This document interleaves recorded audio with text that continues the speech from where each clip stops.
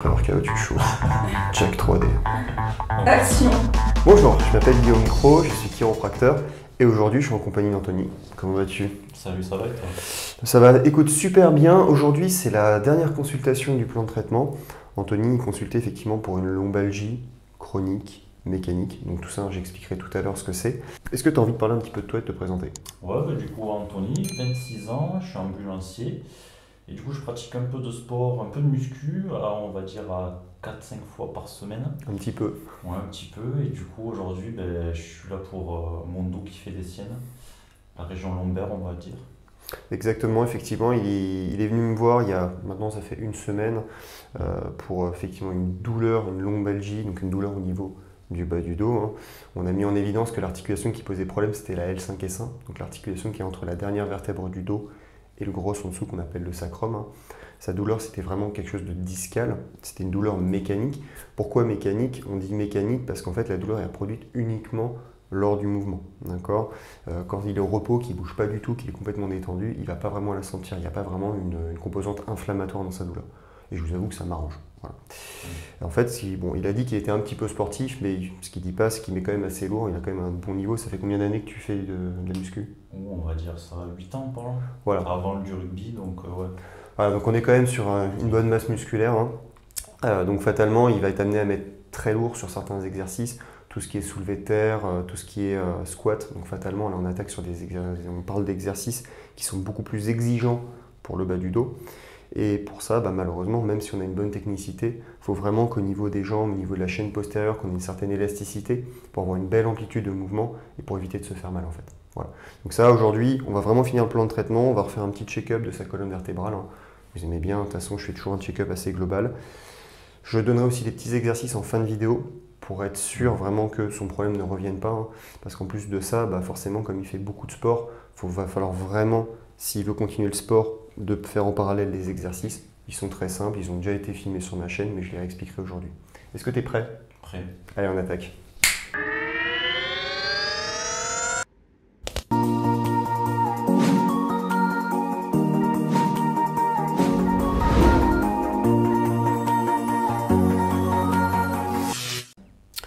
Alors, comme d'habitude, petite palpation à la recherche d'une restriction de mouvement. Alors, l'endroit où Anthony avait mal, il a encore un petit peu mal, hein, c'est vraiment au niveau de la L5S1. Donc on est dans cette région-là, et lui c'était davantage latéralisé à gauche. Tu la sens à quel endroit ta douleur? Plutôt ici ou plutôt ici? Ouais, la deuxième, ouais. Voilà, donc là on est vraiment pile poil au niveau du disque L5S1. Alors je m'attendais à ce que ça fonctionne un peu mieux, hein. La chiro c'est pas non plus miraculeux, hein. Je pense qu'avec les exercices, ça suffira. Donc là, on a encore un petit peu de mobilité à redonner en extension. On a aussi la sacro-iliaque droite qui manque de mouvement. Alors, je sais qu'il y en a qui s'arrachent les cheveux quand je dis que ça bouge, une sacro-iliaque, mais je vous promets que ça bouge. De quelques degrés, hein, mais... Alors, basse lombaire, ça va. Là.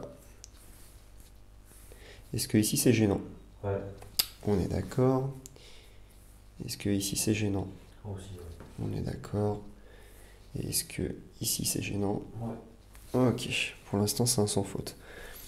Alors, au menu du jour, qu'allons-nous faire? Quelques petites articulations thoraciques à corriger. On va s'en débarrasser assez rapidement. Dès qu'on aura fait ça, je ferai une petite mobilisation en pompage, où finalement on va redonner de l'extension au niveau de la L5S1. Ça va venir masser le disque. Et effectivement, limiter les contraintes mécaniques qui s'exercent sur lui. Donc ça, je jouerai avec sa respiration, il inspirera, il soufflera, ça on le fera tout à l'heure. Après, on fera un petit ajustement au niveau de la sacro-iliaque droite, on fera la L5S1, il passera sur le dos, on checkera tout ce qui est rachis cervical, et après, je ferai sûrement des petits exercices d'étirement au niveau de ses ischio-jambiers. Parce que je suis persuadé qu'en fait, la clé de son problème est aussi située au niveau de ses ischios et de sa chaîne postérieure en fait. Un manque d'élasticité va faire qu'il ne va pas réussir à recruter correctement ses ischio-jambiers, notamment sur les mouvements de soulevé de terre, et du coup c'est son dos en fait qui va morfler. Voilà. Alors Anthony, on va venir corriger les quelques petites articulations thoraciques qui posent problème. Ta mission, si toi tu l'acceptes, ça va être d'essayer de te relâcher le plus possible.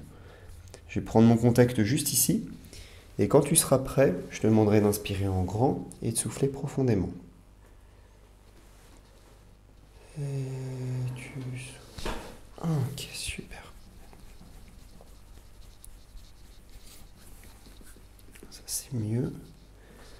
Pareil, juste ici. Inspire bien en grand. Et tu souffles. Ok.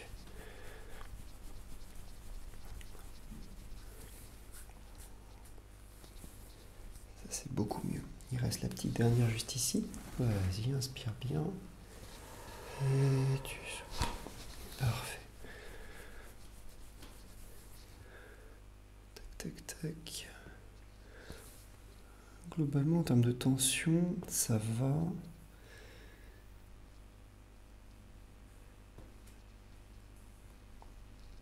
Étonnamment, ça va, ça. Ok. Alors, on va venir mobiliser le bas du dos. On va faire ce qu'on appelle une mobilisation en pompage. L'objectif, ça va être vraiment de redonner de l'extension. Plutôt que de le faire avec une manipulation, ça on le fera tout à l'heure, on va déjà préparer l'articulation à la manipulation. Pour ça, on va jouer sur sa respiration. Naturellement, quand il inspire, son dos se délordose. La lordose, en fait, c'est vraiment la forme de la courbure au niveau du bas du dos. Donc ça veut dire que son dos va se bomber un petit peu, le bas de son dos va se bomber lorsqu'il va inspirer. Et quand il va souffler, naturellement, le bas du dos va davantage se creuser. En combinant ça, plus une pression avec ma main, on va venir vraiment masser l'articulation. Alors, quand tu seras prêt, je te demanderai d'inspirer en grand, souffler profondément, autant de fois que nécessaire. Vas-y. Et tu respires. Et tu souffles. Et tu inspires. Et tu souffles. Et tu inspires.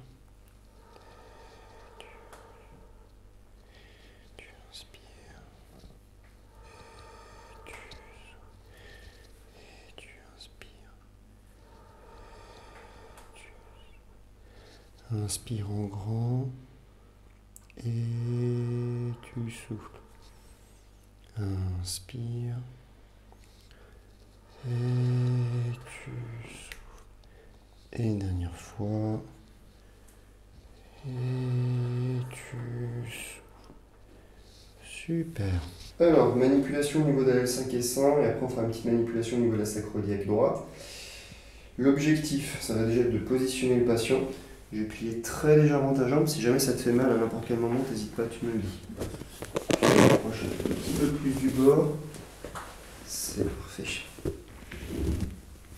Tac. Ok. Ça c'est parfait. Juste voilà, comme ceci. Ça va dans cette position? Oui. Parfait. Alors, je dis toujours parfait, en fait, j'ai toujours les mêmes phrases. On va venir corriger du coup l'articulation ici. Pour ça, je vais faire une manipulation que je te ferai rouler vers moi. Tu auras l'impression de tomber. Spoiler, tu ne tomberas pas. Donc essaye de bien te relâcher et de ne pas crisper ton dos par peur de tomber. Ça marche. Ok.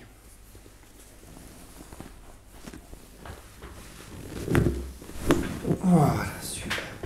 Tac. Et je remets ta jambe.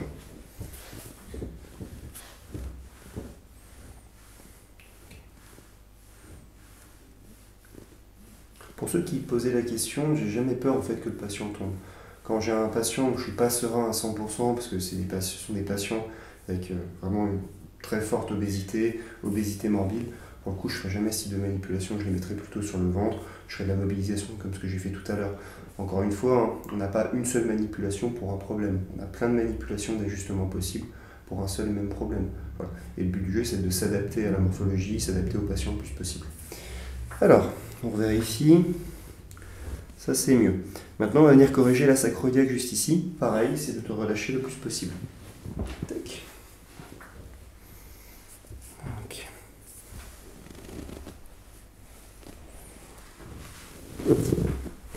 Ok, super. C'est mieux, c'est pas encore parfait. Ça allait? Oui, toujours pour moi. Parfait. Tu me jettes un regard noir si jamais ça va pas. Tac. Ok, on va faire une dernière petite manipulation parce qu'elle a du mal à retrouver de la mobilité. Ok. Essaye de bien te relâcher, relâche-toi bien. Voilà. Et là on est bon. Alors, on va évaluer la mobilité du rachis cervical. Déjà je vais te positionner un petit peu mieux. Voilà, relâche bien ta tête. Tac. Voilà, super.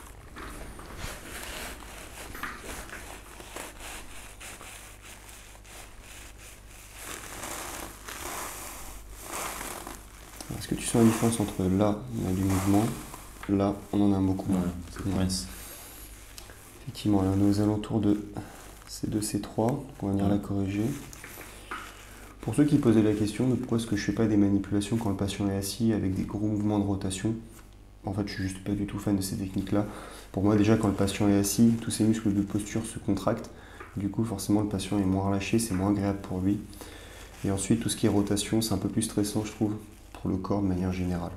Là, il est allongé, il est détendu, il est en confiance, il voit ce qui se passe. Ok. On va venir faire une petite manipulation au niveau de ta C2, C3. Essaye de bien te relâcher le plus possible.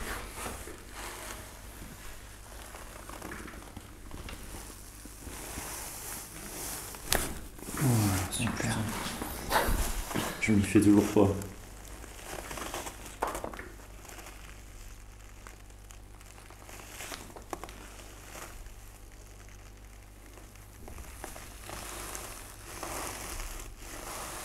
Et ainsi, la vidéo devint démonétisée. Ce sera coupé au montage. Tac. Ah, déjà, c'est beaucoup. Regardez le reste. De manière générale, il n'y avait pas grand chose au niveau cervical. Ainsi un petit peu. Plus sensible à droite. Ou les deux, ça va. Plus à gauche, moi je Plus dirais à gauche. gauche. Je regarde. Ouais, exact. Limitation au niveau côté gauche. Donc là, on est plutôt sur un mouvement de rotation droite qui pose problème et d'inflexion gauche. Et on est au niveau de la C7T1. Donc on va venir corriger cette articulation-là. Important, il m'a dit qu'il sentait plus la douleur côté gauche. C'est pas parce qu'il va sentir forcément à gauche que je devrais forcément manipuler à gauche. D'accord. S'il suffisait de manipuler l'endroit où on a mal, ce serait beaucoup plus simple et ce serait beaucoup plus ennuyant comme profession. Et là, dans ce cas-là, effectivement, il avait raison.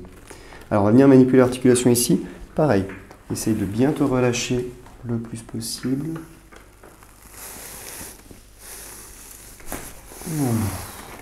Super.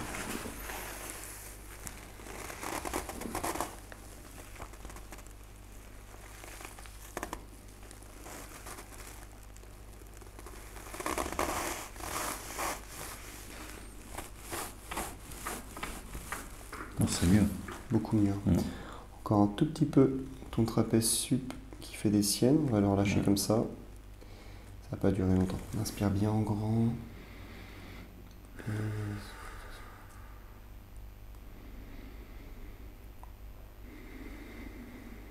Ok, super. Un chouïa celui-là. C'était plus à droite que ça gênait, je pense. Ouais.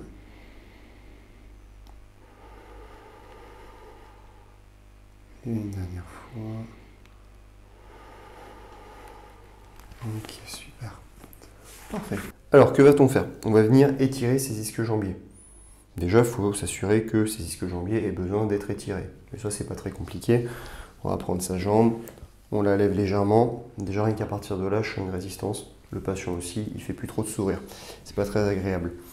On a besoin absolument, quand on est dans une idée d'hypertrophie, ou même dans une idée, une hygiène de vie assez générale, quand on fait du sport, quand on cherche de l'hypertrophie, il faut une élasticité au niveau du muscle.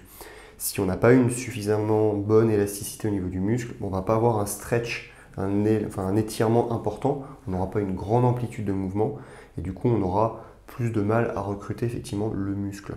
Pour rappel, ce qui permet de prendre de la masse, entre autres, c'est vraiment les contraintes mécaniques qui s'exercent en fait sur le muscle. Vulgairement parlant, on va péter de la fibre en fait. Voilà, je dis beaucoup trop d'effectivement. Si lors de son soulevé de terre, il n'a pas une bonne élasticité au niveau de ses ischios, en plus il fait du soulevé de terre jambes tendues, ce qui va se passer, c'est que là, pour l'instant, il étire ses ischios, mais au bout d'un certain moment, il ne sera pas capable de descendre plus bas sans engager le bas de son dos. Donc si en plus il a des charges, par exemple du 50 kg par bras, ce qui est déjà assez énorme, fatalement ce qui va se passer, c'est qu'il va venir casser son dos, et là, ça va être son disque L5-S5 qui va manger. Donc l'idée, ça va être de vraiment redonner l'élasticité à ces disques jambiers. Alors ça ne va pas se faire en un étirement. Là, ça va donner une idée de ce qu'il pourrait avoir en termes d'élasticité après, mais ce sera à lui de faire des étirements régulièrement. Alors, trêve de bavardage. Ta mission, ça va être quoi? Je vais venir mettre ta jambe dans cette position-là. Ça va être fatigant pour toi, ça va être très fatigant pour moi. Et ta mission, ça va être de pousser ta jambe vers le bas. Tu vas pousser pendant 5 secondes, je te dirai top, je remonte progressivement et ainsi de suite. Ok? Ça marche. Tu peux y aller quand tu pousses. Et vas-y, pousse. 1, 2, 3, 4, 5. Et tu relâches. Et tu pousses. 1, 2, 3, 4, 5. Et tu relâches. Et tu pousses. 1, 2, 3, 4, 5. Et tu relâches. Et tu pousses. 1, 2, 3, 4, 5. Et tu relâches. T'inquiète pas, on filme pas ta tête. Vas-y, pousse. 1, 2, 3, 4, 5. Et on relâche. Et une dernière fois, vas-y, donne tout. 1, 2, 3, 4, 5. Et tu relâches. Ok. Bon, c'est déjà mieux. Je sais pas si tu sens la diff. Hein. Ouais. Et là encore, dis-toi, je faisais la version simple. Parce que si je fais la version compliquée, j'engage aussi le mollet. Je fais une dorsiflexion. Ouais. Et là, ça tire encore plus. Donc là, on l'a fait de manière cool. Comment fonctionne cette technique? En fait, c'est très simple. Un muscle, quand il se contracte très fortement, il n'arrive pas à se recontracter fortement une deuxième fois très rapidement. Il y a un petit temps un peu réfractaire de quelques secondes. Et j'ai profité de ce temps-là pour forcer le muscle à s'étirer. C'est du contracter à lâcher. Il pousse très fort, son muscle, il fait bah écoute, temps mort pendant quelques secondes et moi je profite pour l'étirer. Et on fait ça ainsi de suite. Voilà. Hors caméra, on fera l'autre côté. Du coup, les exercices, il y en a 3. Je ne vais pas vous les montrer aujourd'hui dans le tournage. Hein. Je vais les montrer hors caméra pour la simple et bonne raison qu'ils ont déjà été tournés sur ma chaîne. C'est des exercices, alors je vous mettrai une petite vignette juste là ou juste là. Des exercices finalement pour le bas du dos. Il y aura 3 exercices. Le premier, ça va être des extensions répétées. C'est-à-dire que le patient va être sur le ventre. Il va pousser sur ses mains pour partir en extension, souffler profondément et redescendre. C'est ce qu'on appelle en fait des pompes Mackenzie. Ça va permettre vraiment de masser le disque et de redonner de l'extension à l'articulation. Voilà. Ça va permettre aussi de désensibiliser un peu le disque. Ça, c'est le premier exercice. Le deuxième, ça va être un exercice de neurodynamique. Bon, ça fait très pro de dire neurodynamique. En vérité, on va juste faire glisser le nerf sciatique tout le long de son trajet. Avec un mouvement, finalement, on est voûté, on vient tendre la jambe, on met la tête en arrière et on fait ce mouvement-là. Voilà. Ça va venir faire coulisser le nerf sciatique et ça va péter toutes les petites adhérences, toute la petite colle qu'il peut y avoir autour du nerf. Et ça va limiter tout ce qui est douleur type tiraillement dans la fesse, ce genre de choses. Même s'il n'a pas forcément de tiraillement dans la fesse ou de décharge électrique dans la jambe, c'est quand même intéressant, sur toute lombalgie, de venir travailler sur une désensibilisation de ce nerf. De toute façon, quand il va retrouver de l'élasticité au niveau de ses ischios avec les étirements, il aura besoin aussi de ne pas avoir des nerfs qui soient entre guillemets un peu collés. Parce que sinon, il aura beau avoir de l'élasticité au niveau de ses ischios, mais quand il va faire les mouvements, il va sentir des petits picotements, des petites décharges dans les jambes, en fait des douleurs un peu neurogéniques, enfin des douleurs qui proviennent finalement de cet étirement de nerfs. Donc on va essayer aussi de travailler ça. Deuxième exo. Dernier exercice, celui que j'adore, étirement du psoas. Alors le psoas, c'est un muscle qui est puissant, qui est responsable de la flexion de la cuisse sur le buste. Et la particularité, c'est qu'il s'attache au niveau du bas du dos, au niveau des lombaires. Donc vous voyez un petit peu où je veux en venir. Hein. C'est-à-dire que si le psoas est super contracté, il tire sur le bas du dos, il augmente le problème. Donc on va plutôt venir l'étirer. La question que je vois arriver, c'est mais oui, mais pourquoi est-ce que Guillaume t'a pas étiré son psoas en consultation? Parce que je suis un très gentil chiropracteur et que ça fait super mal d'étirer son psoas en consulte. Dans son cas, j'avais regardé, c'était pas non plus si tendu que ça. Voilà, donc je lui donne les exercices d'étirement et il pourra les faire tout seul. Ça, c'était les 3 exercices. Je montrerai aussi les petits exos pour étirer ses ischios parce que apparemment monsieur s'étire pas beaucoup après les séances de sport. Et quand je dis s'étire pas beaucoup, c'est peut-être un doux euphémisme. Voilà. Ce qui est paradoxal, c'est qu'il est quand même tanké le bonhomme, tu vois. Donc je m'attendais à ce qu'il fasse des étirements, mais bon, voilà. Que dire de plus? Bah non, là on va faire les petits exercices et puis on se retrouve pour le clap de fin. Du coup, j'essaie de me concentrer. Merci d'avoir regardé cette vidéo. C'était vraiment une vidéo de consultation assez classique. Hein. On était sur la lombalgie chronique avec des petits accès aigus. Donc chronique, c'est-à-dire que ça faisait un certain temps que ça durait. Des accès aigus, c'est-à-dire qu'il y a des moments où la douleur disparaissait et se manifestait un peu plus de manière intense quand, par exemple, je sais pas, il changeait quelque chose dans son programme, c'était peut-être plus intensif ou il incorporait de nouveaux mouvements. Là, je vais donner tous les exercices à faire. Normalement, on est pareil. De toute façon, si jamais tu as des questions, alors, je ne fais pas ça pour le tournage, mais vraiment c'est valable pour tous mes patients. S'il y a des questions, n'hésitez pas à me contacter et tout, je répondrai. Encore une fois, j'en profite pour cette fin de vidéo pour préciser tous ceux qui ont des problèmes médicaux, etc., qui souhaiteraient que je fasse un diagnostic. Je ne peux pas poser de diagnostic comme ça, juste avec des commentaires de salut Guillaume, j'adore tes vidéos, j'ai un peu mal au niveau du bas du dos et tout. J'ai tout fait. Il me manque des éléments cliniques pour poser un diagnostic et je ne fais pas de la téléconsultation. Donc je vous invite à avoir un médecin ou un chiropracteur. Puis après, si vous voulez que ce soit moi, allez-y, hein, moi, ça me fait plaisir. Hein. Que dire de plus? Ça m'a fait super plaisir de te recevoir en consultation. Moi aussi. J'espère vraiment, mais je t'en prie, hein, ça me fait toujours plaisir effectivement d'avoir des interactions avec des sportifs. Hein. Moi aussi, j'essaie de m'identifier comme sportif. Que dire de plus? Rien de particulier, pensez à vous abonner, à mettre des commentaires. Hein. Je les lis tous et j'essaie d'y répondre à tous. Et puis, je ne cache pas que ça améliore le référencement. Et puis, on se retrouve très très vite pour une prochaine vidéo et peut-être de consultation. Merci et au revoir.